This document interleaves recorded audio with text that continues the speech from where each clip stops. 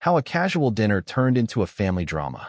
Before we begin the story, make sure to subscribe to our channel and never miss more incredible stories every day.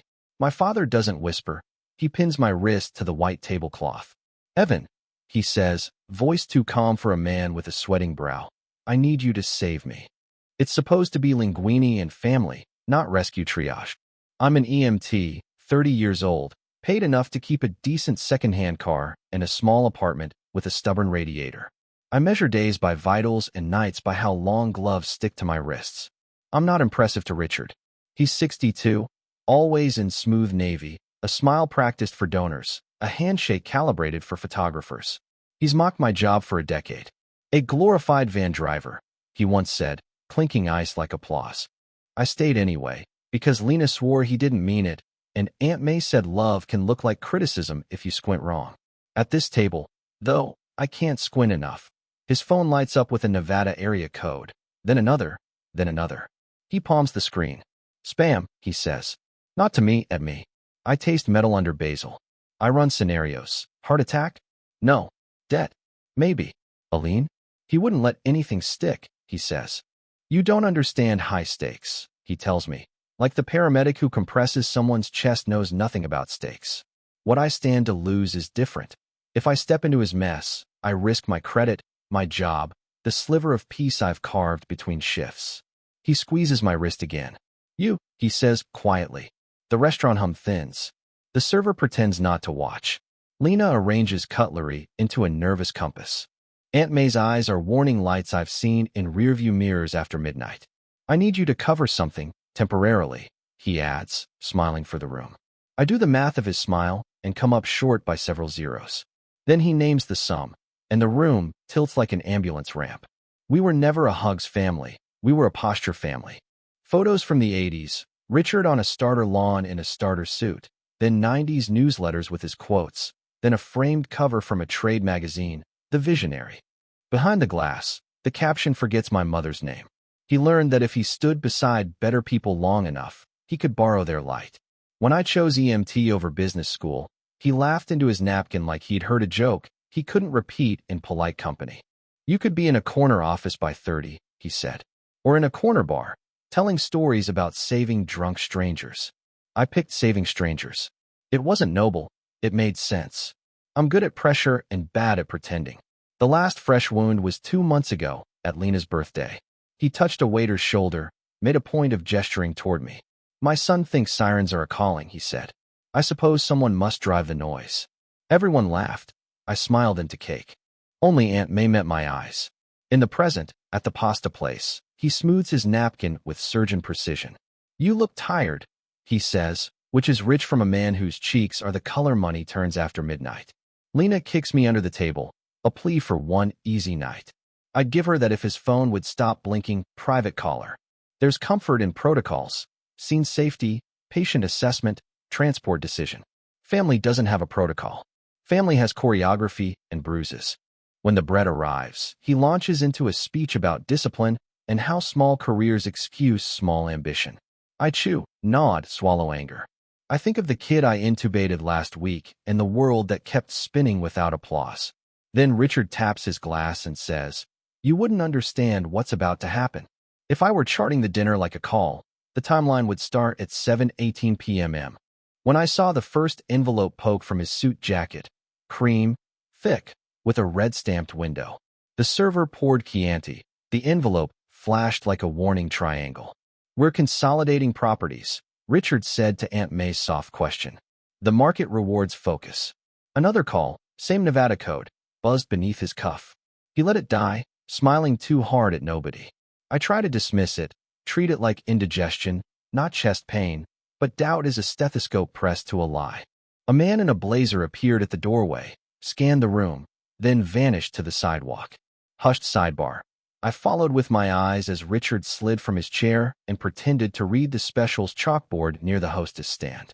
The hostess pretended too. When he sat, the cream envelope had migrated to the inside pocket. "Everything okay?" Lena asked, using the voice we used as kids when a glass broke. "Perfect," he lied, slicing branzino into tiny, furious pieces. Aunt May said, like narrating weather, Saw your office on Brookline Avenue listed online with a new broker. Strategic, he said. Lien. The word lien rang in my head like a homophone.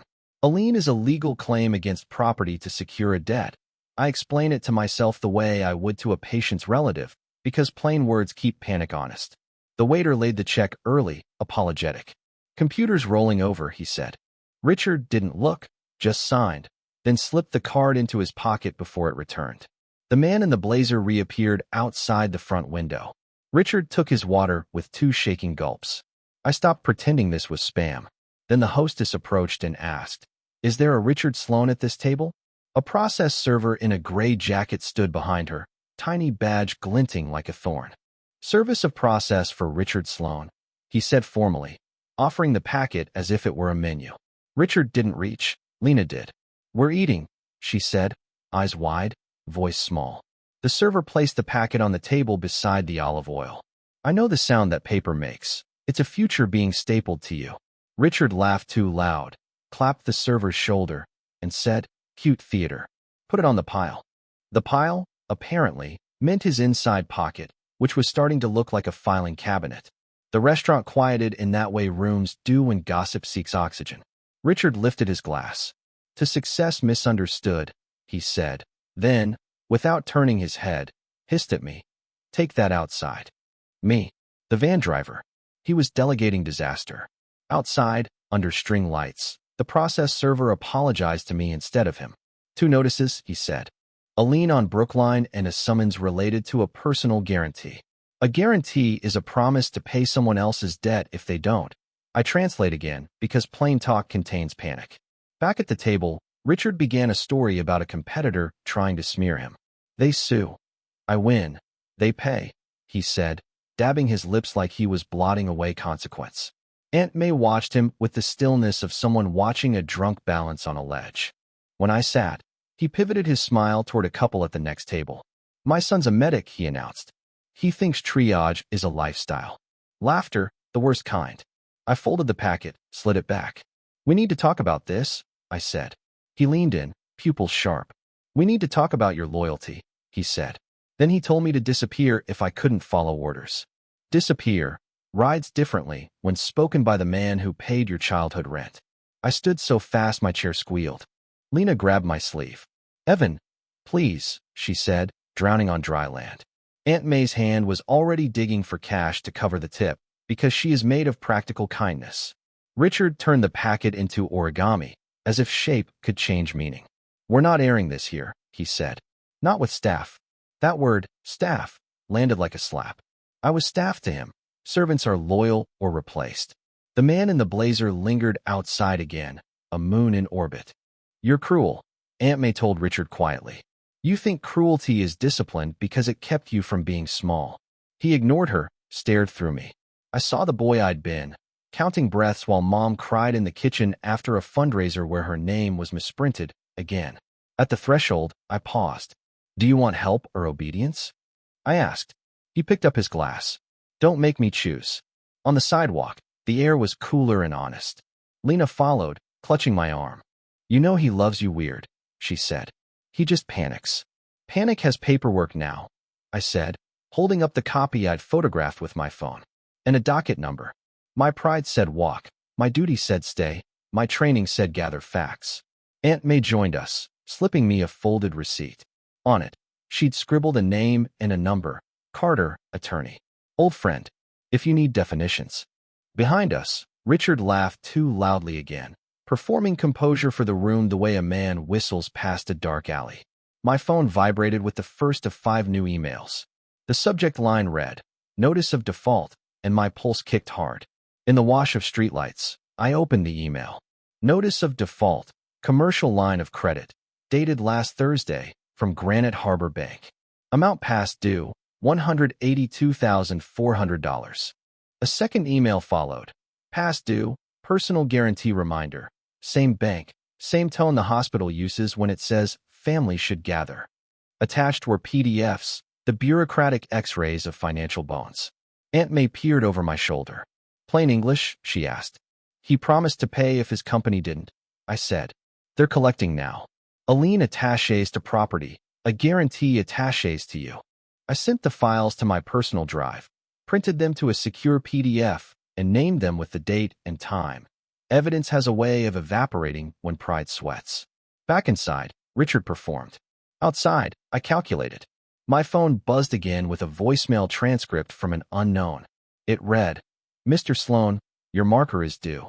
Wire before Friday to avoid escalation." Markers are casino IOUs. The Nevada area code wasn't spam. It was a pit boss with better stationery. On a hunch, I checked the family phone plan portal. A second device was active on Richard's line. A gray iPhone SE, last pinged near Logan Airport economy lot. Spare phone. Burner email? I searched his name plus Proton. There it was, a shared calendar invite from R. Sloan. Consult at Proton. Subject, Brookline, leverage discussion. My chest went electric. I called Lena. "We need to get him out of the restaurant without a scene," I said. "Then you need to go home," she said, brittle. "He's scared." "Scared people do sloppy math," I said. "Sloppy math ruins houses." I texted Aunt May Carter's number. She texted back a thumbs up.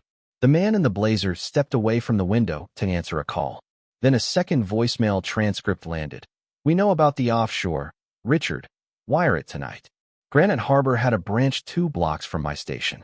I finished a morning shift, changed into a clean polo, and walked in like a man who knew how to ask for public information. "Hi," I told the teller. "I'm trying to confirm hours for the loan officer who handles commercial lines, Mr. Parker." The teller smiled. "He's in until 3. I thanked her, left, and waited outside until a man in a rumpled suit with a Parker nameplate stepped out for coffee. "My father is Richard Sloan," I said. Parker flinched like he'd been named in a lawsuit. He didn't confirm or deny. He said, "We can't discuss client matters." "Of course," I said. "But in general, if a personal guarantee is in play, can the bank offer a forbearance?" He softened. "Sometimes," he said, "with collateral and transparency." The word transparency clanged. Transparency and my father have never met. I met an ex-assistant for lunch, Amanda, who once scheduled Richard's dentist and his victories. She stirred her tea until the teaspoon sang. "He made me buy prepaid visas," she said, "and he'd scan receipts at 2 a.m. from a hotel printer." She slid a photo across the table, a time-stamped screenshot of an email from R. Sloan. "Consult at Proton to Horizon Nominees Limited." Subject, beneficial owner question. Horizon, a nominee service. Shell companies wear masks, and nominee firms sell the masks. I traced ATM withdrawals across statements. Lena resent me by accident. Cash advances in odd amounts emerged. For $1,980, $9,960, just under reporting thresholds. The pattern was a heart monitor stuttering before a crash. I called the number in the second voicemail. A recorded voice said, "Wire room." I hung up, memorizing the last 4 digits. Back at my apartment, I spread everything on the table. Dates, amounts, institutions. My hands shook the way they do after a 12-minute resuscitation that doesn't stick. Then a blocked call rang, and Richard's voice said, "Stop digging or you'll drown." "What are you hiding?" I asked, but he hung up. I stared at the phone until my reflection quit. The what was forming: gambling markers, personal guarantees, a nominee firm, cash withdrawals. The why was murkier. Ego? Envy? A quiet addiction in bespoke suits? I drove to the Brookline office listing. The lobby directory still bore Sloan Strategic Partners in brushed aluminum, but the door lock had been changed. A notice was taped inside. Property subject to lien, Granite Harbor Bank, recorded September 14th. I snapped a photo. The stakes got domestic. The family trust owned Mom's old bungalow where Aunt May still sublet a room. If Richard's guarantees bled into the trust, the house could be leverage. I checked the county recorder site on my phone. 2 new UCC filings. Claims on business assets. A UCC filing lets a lender stake a claim on collateral like equipment or accounts. The filings were from last week. Someone was running, then tripping. I met Aunt May on her porch with 2 coffees and a folder. "Lie to me gently," she said. I didn't. She took it like a person who has already buried worse. "If he tied the trust to any of this," she said, "we need to know before the house becomes an apology." The why? She told me a story about Richard at 25, looking through a showroom window at a car he couldn't afford. He promised himself he'd never feel outside the glass again, she said. That promise, fed daily, could eat anyone. Back home, an email arrived from Horizon nominees.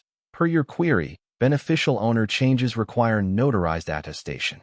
Attached was a template letter signed R. Sloan. The shell existed.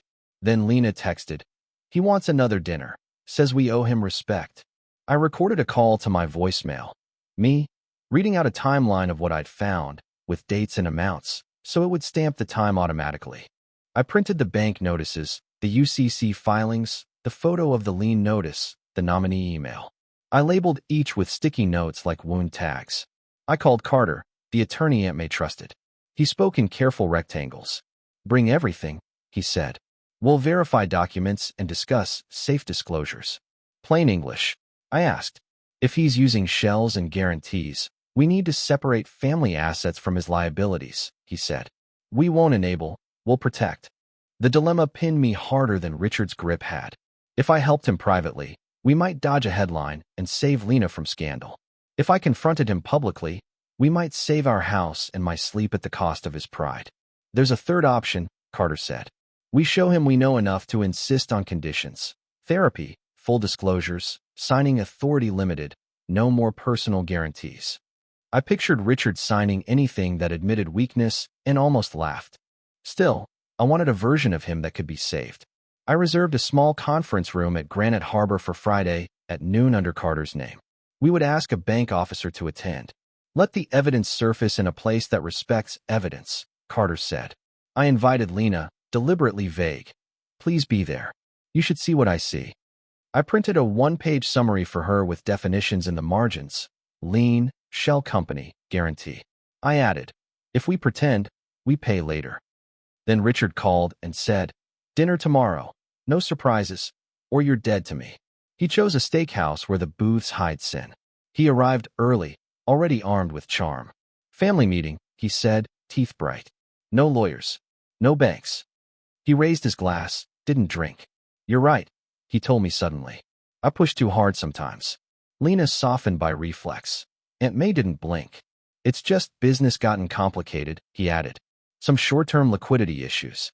Like a lung temporarily forgetting air," I said. He laughed. "Medical metaphor, cute."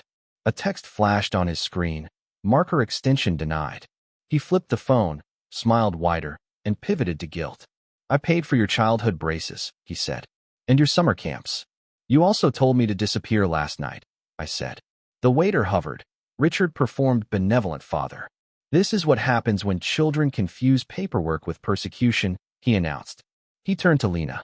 "Tell your brother to stop humiliating this family." Lena looked at me like a person choosing between burning buildings. I almost folded. Aunt May touched her water glass, the signal we'd agreed on. "Hold.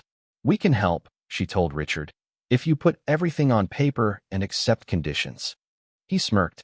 "Or what, May? You'll run to strangers?" "To people who respect facts more than your reflection," she said. He leaned across the table so slowly it hurt. "If you walk me into a bank," he whispered, "I walk you out of my will." I almost said yes. Then the pit boss's number lit his phone again.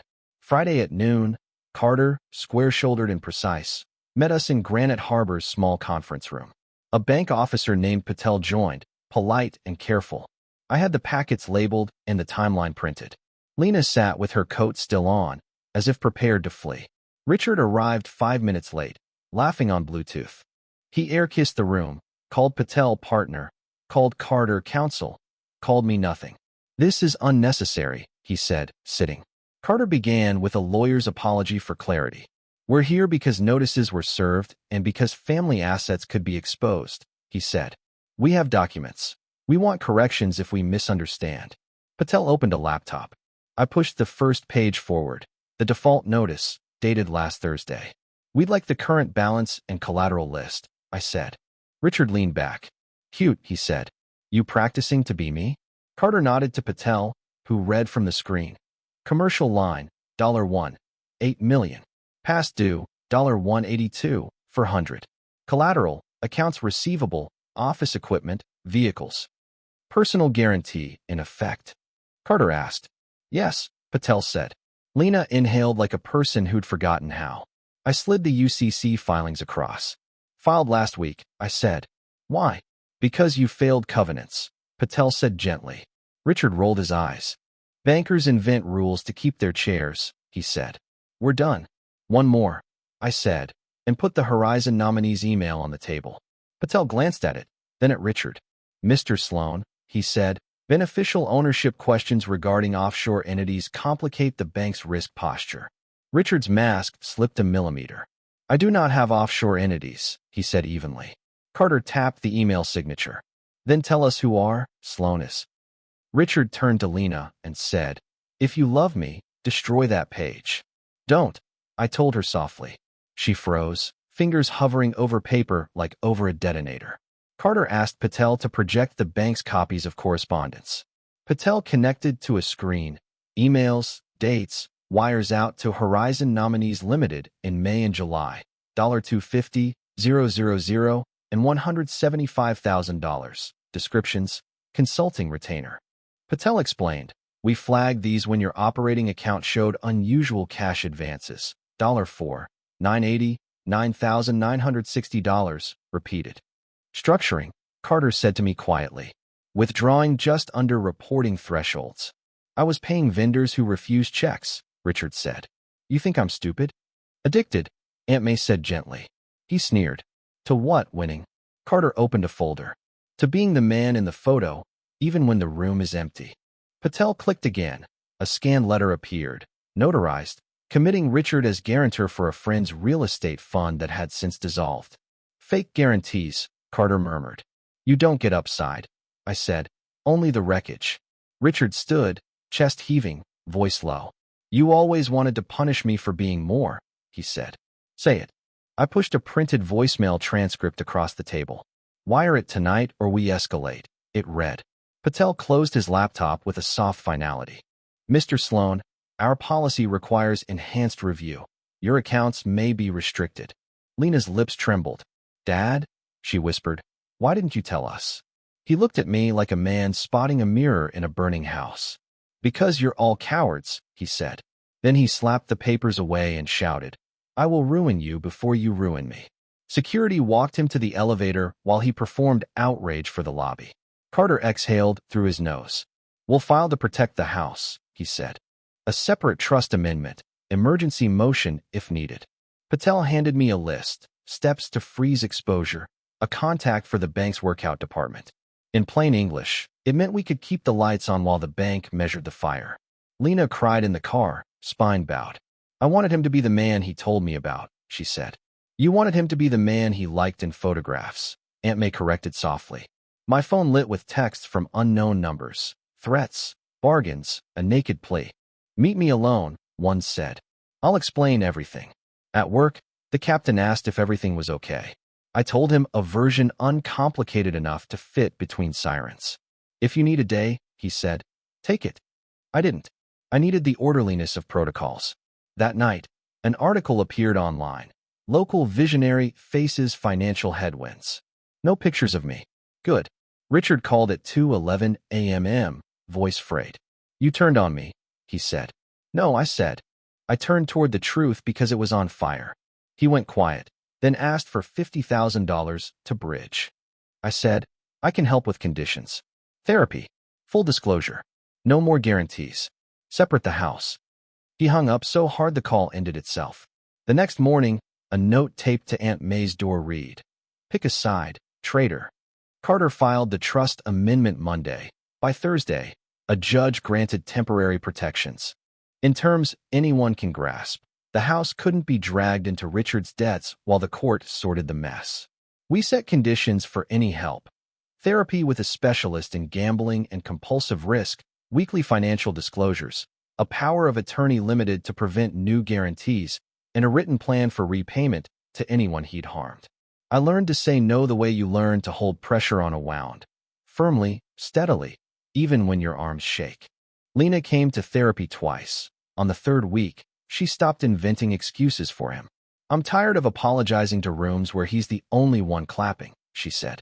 We sold my old PlayStation to cover Carter's retainer. Aunt May laughed until she nearly cried, then cried until she nearly laughed. I kept working nights, Because the rhythm saved me.